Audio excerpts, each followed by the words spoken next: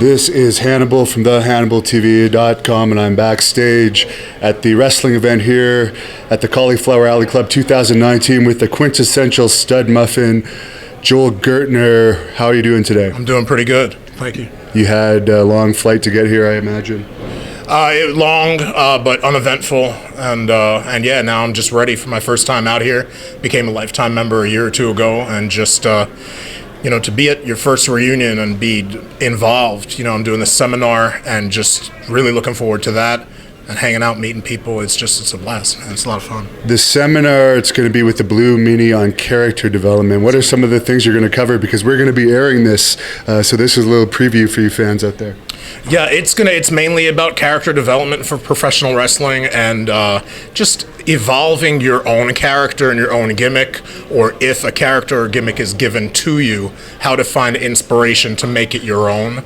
A lot of other things just psychology based, and a lot of stuff that he has to draw from. It's his seminar. He's been here before. I'm kind of a teacher's assistant for him this time. I'm kind of a noob here, and again, just happy to be here.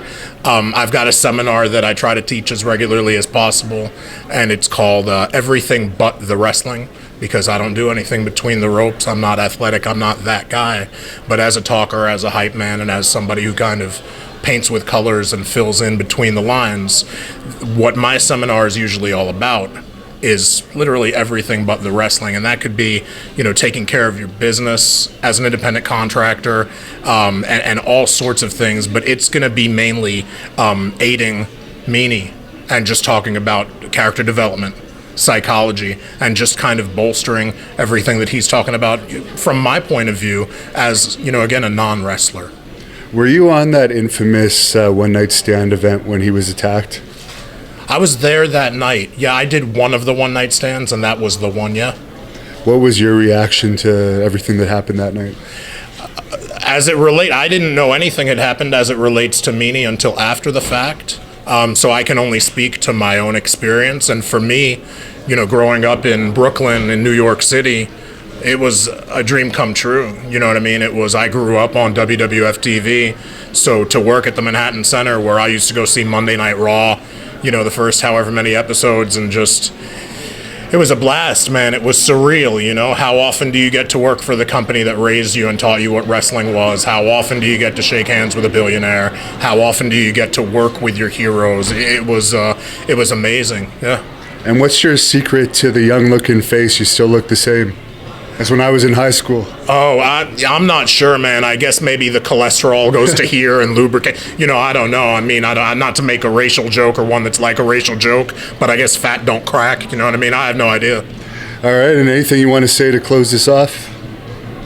Yeah, I'd like to say, if you can make it here, when are you putting this up immediately, or is this something that's getting produced? It's going to be out within the next week.